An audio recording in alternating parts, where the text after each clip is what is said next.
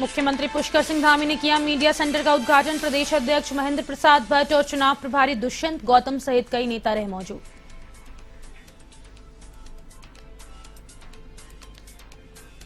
कांग्रेसी नेताओं के पाला बदलने पर पार्टी ने तोड़ी चुप्पी। बीजेपी नेताओं पर लगाया डराने धमकाने का आरोप। महारा ने कहा, स्वेच्छा से कोई भाजपा नहीं कर रहा ज्वाइन।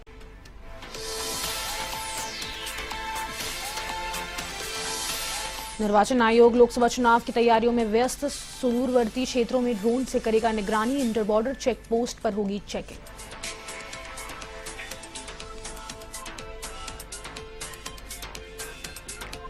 श्रीनगर तहसील में मिला भोला राम का जीव। चक्कर काटकर खुद को जिंदा साबित कर रहा गोविंद सिंह। प्रशासन की लापरवाही ने जिंदा इंसान को बताया मृत।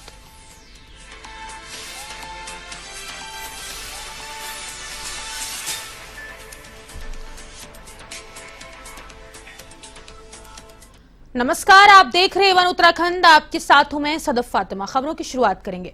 लोकसभा चुनाव को लेकर भाजपा ने विधिवत मीडिया सेंटर का शुभारंभ कर दिया है। मुख्यमंत्री पुष्कर सिंह धामी ने इसका उद्घाटन किया। इस दौरान भाजपा के प्रदेश अध्यक्ष महेंद्र प्रसाद भट्ट, चुनाव प्रभारी दुष्यंत गौतम समेत भाजपा के तमाम बड़े नेता मौजूद थे।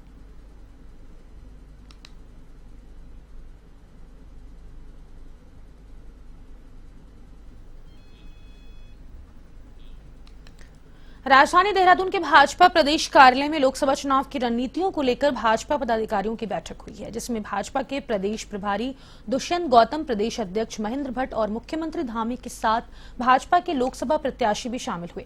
वहीं बैठक के बाद केंद्रीय पर्यटन रक्षा राज्य मंत्री और नैनीताल लोकसभा प्रत्याशी अजय भट्ट भी मौजूद रहे।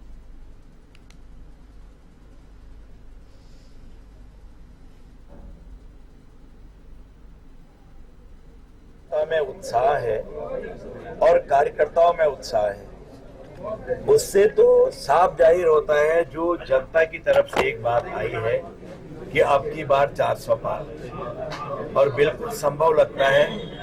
इतना उत्साह है मोदी जी के प्रति, और जो विश्व में उनकी कीर्ति फैली और उनकी कीर्ति ने भारत को नंबर 1 पर रख दिया।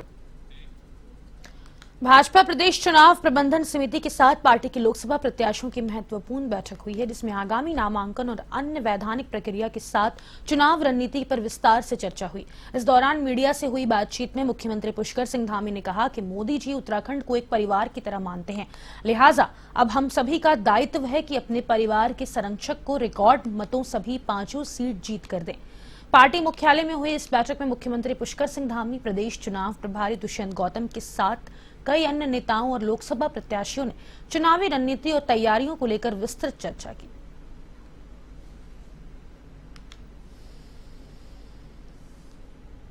बहुत आभारी हैं उत्तराखंड की देवतुल्य जनता का, माताओं बहनों का, बुजुर्गों का, नौजवान साथियों का, जिन्होंने उत्तराखंड के आम चुनाव में 2022 में हमारे प्रधानमंत्री आदरणीय नरेंद्र मोदी जी के नेतृत्व में, उनके मार्गदर्शन में हमारे उत्तराखंड के अंदर एक इतिहास बनाया, एक मिथक तोड़ा, एक परिपाटी बदली और सरकार में हमको लेकर आए। और जो भी हमने संकल्प उत्तराखंड की जनता के समक्ष रखे थे, उन सभी संकल्पों को हम आगे बढ़े हैं। बहुत सारे संकल्प, बहुत सारे वायदे हमने पूरे किए हैं। चूंकि डबल इंजन की सरकार ने तेजी से काम किए हैं और अनेक ऐसे निर्णय भी लिए हैं। हमारे प्रधानमंत्री जी के नेतृत्व में केंद्र की सरकार ने पिछले 10 सालों में पूरे देश के अंदर जो काम किया है, उसके साथ उत्तराखंड में जो अभूतपूर्व।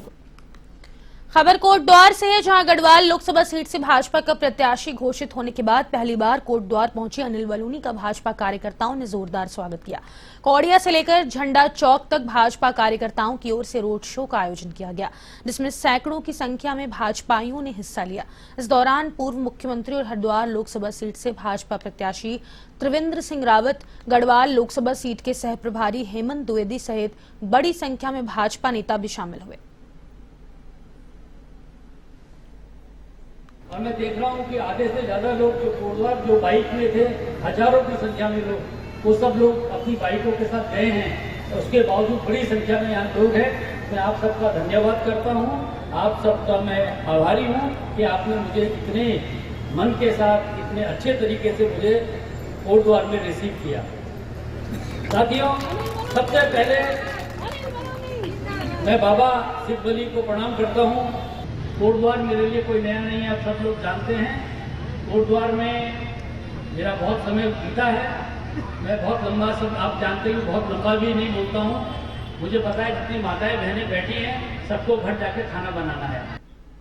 कांग्रेस ने आरोप लगाया है कि बीजेपी डरा धमकाकर कांग्रेस के नेताओं और विधायकों को अपनी पार्टी में शामिल कर रही है। प्रदेश अध्यक्ष करण माहरा ने पार्टी मुख्यालय में पत्रकार वार्ता में कहा कि स्वेच्छा से कोई भाजपा को ज्वाइन नहीं कर रहा। उन्होंने बद्रीनाथ विधायक राजेश भंडारी का जिक्र करते हुए कहा कि शेर जैसा दहाड़ने वाला बकरी की तरह मिमियाने लगा है। उन्होंने भाजपा को वॉशिंग मशीन की संज्ञा देते हुए कहा कि जो भी उनकी वॉशिंग मशीन में जाता है वह पाक साफ होकर निकलता है।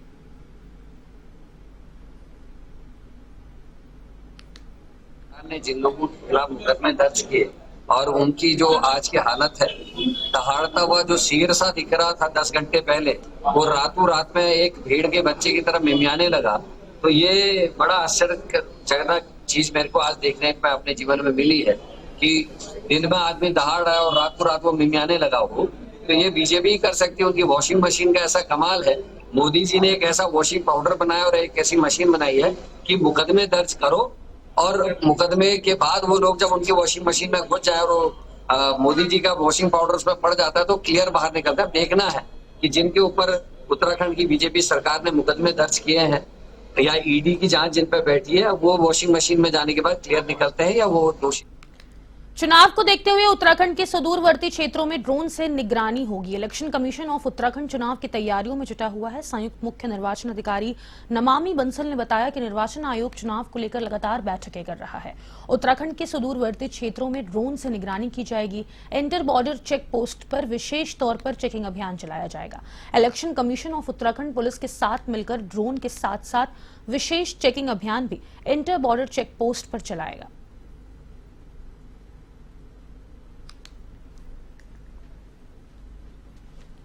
जी, जैसा कि जो अभी हमारी प्रेस ब्रीफिंग हुई थी उसमें भी जो हमारे स्टेट के पुलिस नोडल अधिकारी हैं अंशुमन सर, उन्होंने आपको डिटेल आउट किया था दैट हमारे जितने भी इंटर बॉर्डर हमारे चेक पोस्ट हैं जो कि 93 के आसपास हैं, उनमें से कई पोरस हैं, यानी कि उनमें कई सारे एंट्री एग्जिट के पॉइंट्स हैं।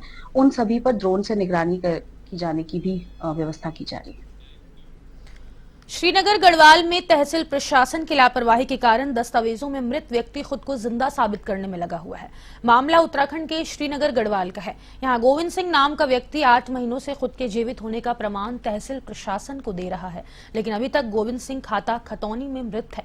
वहां लंबे समय से तहसील के चक्कर काट रहे हैं ताकि उनके दस्तावेजों में सुधार हो सके। गोविंद सिंह दिल्ली में सरकारी नौकरी में कार्यरत थे। रिटायर्ड होने के बाद वे अपने पैतृक घर श्रीनगर गढ़वाल नकोट गांव में अपनी पत्नी के साथ रह रहे हैं। पूरे मामले पर तहसीलदार का कहना है कि उनके संज्ञान में यह प्रकरण आया है जिसमें व्यक्ति जीवित है लेकिन उसका खतौनी से नाम हट चुका है। इस विषय पर कार्यवाही की जा रही है। मामले की जांच की जा रही है कि आखिर इस तरह की गलती कैसे हुई।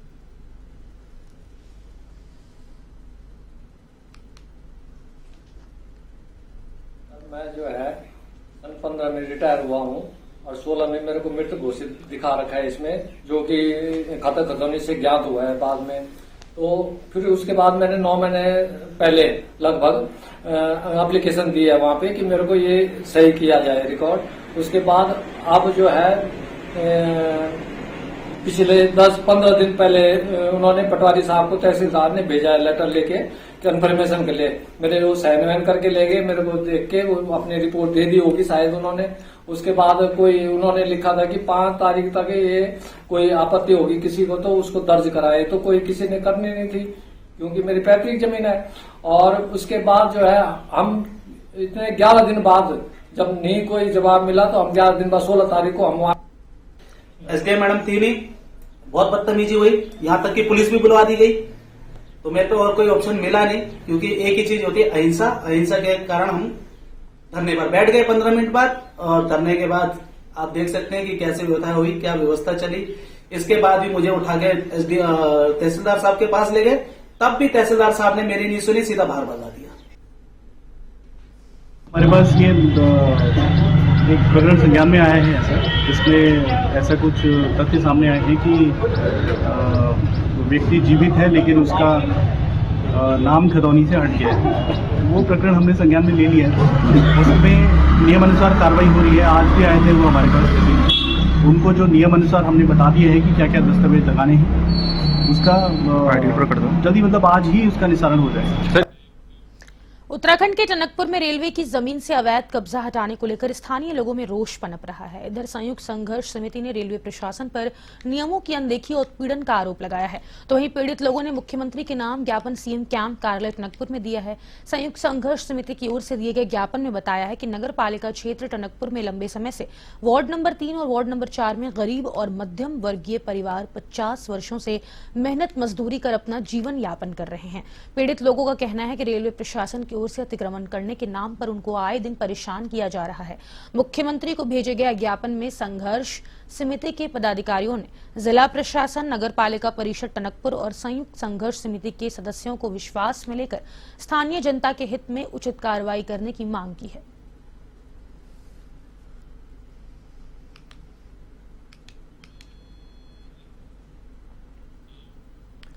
आवास विकास स्थित विद्या मंदिर इंटर कॉलेज का परीक्षा परिणाम घोषित हुआ है। कक्षा 6, 7, 8, 9 और 11 के छात्रों को परीक्षा परिणाम देकर उनके उज्जवल भविष्य की कामना स्कूल के अध्यापकों की ओर से की गई। स्कूल का परीक्षा परिणाम 98.8% रहा। सभी कक्षाओं में प्रथम, द्वितीय और तृतीय स्थान प्राप्त करने वाले छात्रों को प्रशस्ति पत्र देकर उनकी हौसला अफजाई की गई।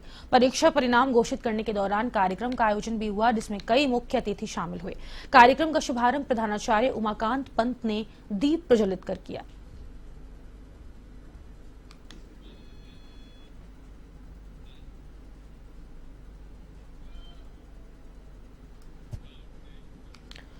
ऋषिकेश के निकट श्यामपुर क्षेत्र में बदमाशों के हौसले बुलंद दिखाई दे रहे हैं। बाइक सवार 2 बदमाशों ने देर रात दुकान बंद करके घर जा रहे एक ज्वेलर्स को तमंचे की नोक पर लूट लिया।